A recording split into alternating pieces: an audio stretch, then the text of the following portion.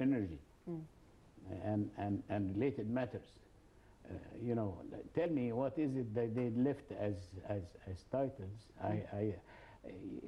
I'm really surprised, and the only thing that worries me is how are we going to prepare, orchestrate among all these to come up with something that the masses would feel right away. This is my worry.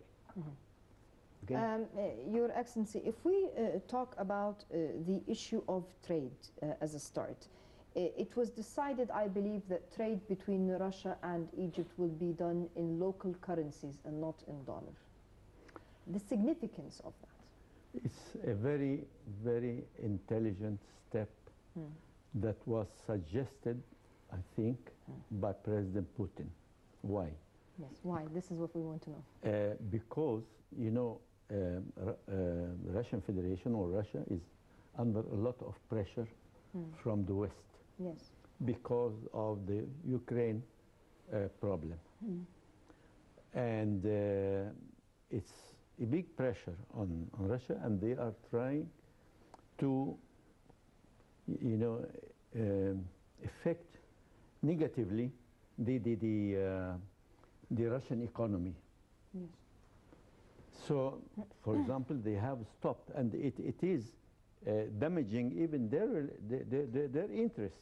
But anyway, they are doing it as they are thinking they are punishing Russia because of Ukraine. And they are, I think, tomorrow there will be a big meeting in Moscow between President Putin and Merkel and Hollande or France. Anyway, so what I got to know that the Russians are trying to retaliate, so they turn to China. And they are making a lot of trade and exchange and they agreed with China on dealing not with US dollars but with gold. It's something new. Okay. And with Egypt, they have come out with the idea of trading each country with its own currency. And this is encouraging for the trade, for tourism, for everything. Because we can do, as far as I understand, even the NPP, the nuclear power plant, yes. I think we were going to pay by Egyptian money. Yes. Well, this is something. And they are doing this so that they reduce the effect of the sanctions of the Europeans.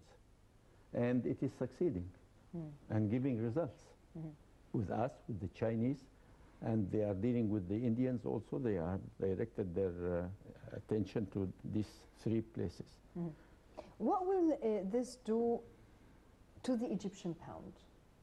And maybe another question would be, what about the United States? How does it figure into that equation now that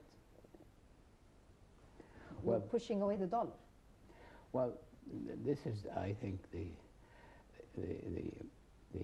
what should I say? Trying to look for the Achilles. well, yeah, you're taking me, you know, to an area where about everything is related. You know, I mean, today you cannot go economy without politics, without.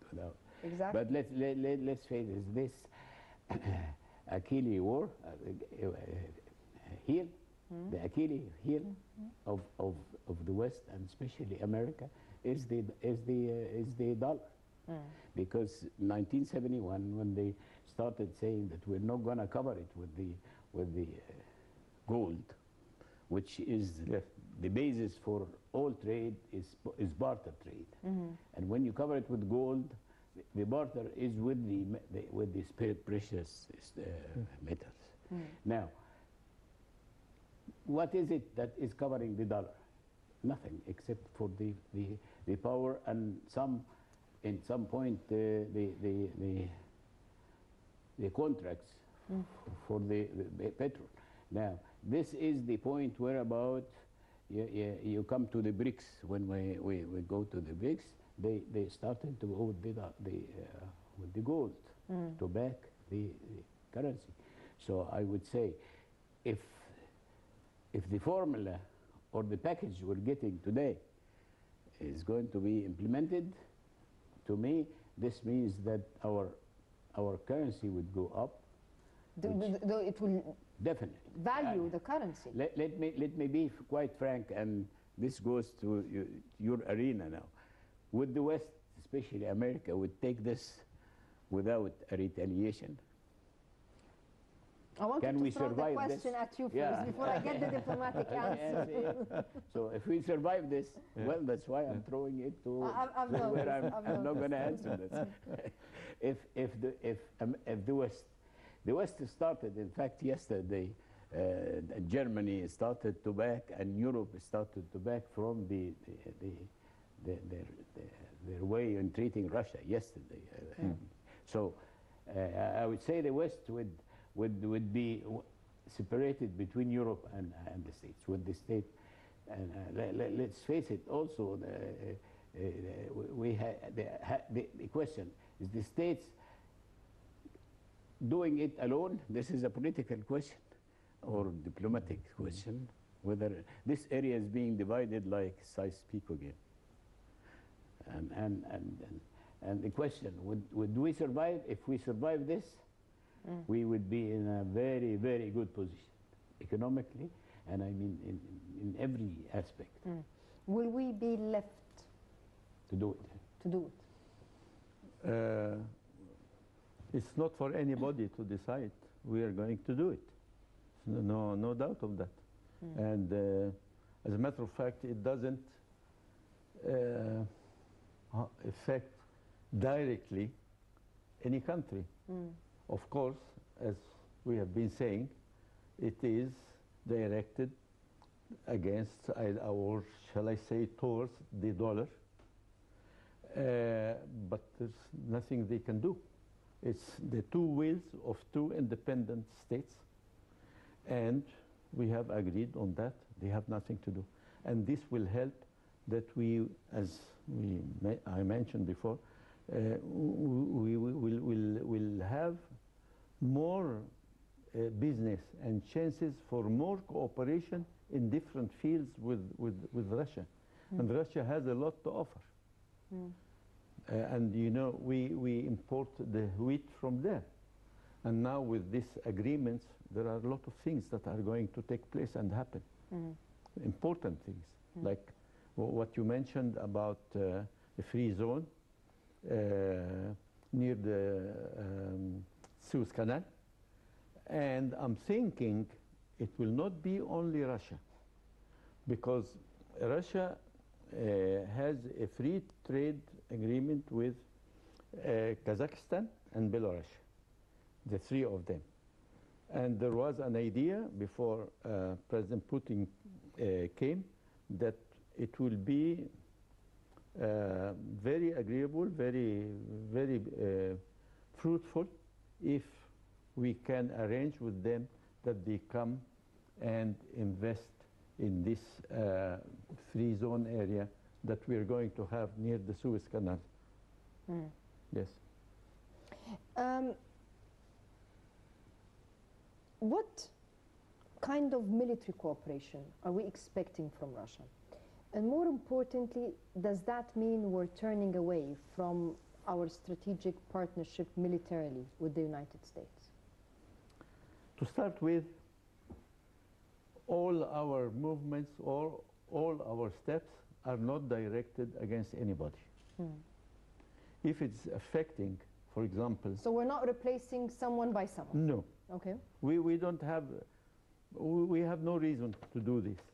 I'm personally, and many agree with me, I'm thinking that the United States, sooner or later, when they find that we are on the right track, whether internally or externally. For example, internally, we are going to have the elections, general elections, and we are going to have the economic conference in Sharm el-Sheikh. These two events, when they happen, they will give us a push. And the others, the brothers, are going to lose gradually. They are losing, of course, already, but gradually they are going to lose influence. Of course, as President Sisi has announced, this is one of the strongest organizations. They have, I think, 65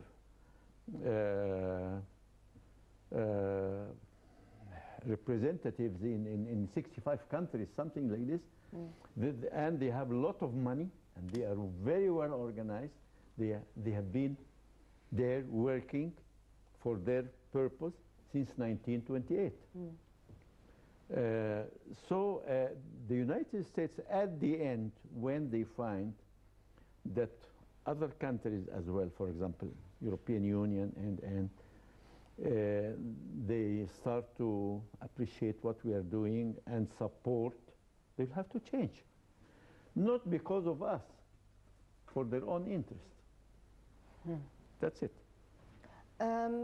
Dr. Nosseir, one of the issues that were raised, as you had mentioned, is the Suez Canal. I believe that Russia has already pledged strong participation in the trade zone in Suez Canal, in the new mega project. What are we expecting to see coming March 13th during the economic summit? Do you think we'll have some more tangible cooperation agreements, maybe? Well, again, we come back to the same point you raised a minute ago, that I truly believe that it's to the interest of the United States what's happening today. Because what is it that makes Egypt attractive to any party? It is the Suez Canal. Why? Because the ships and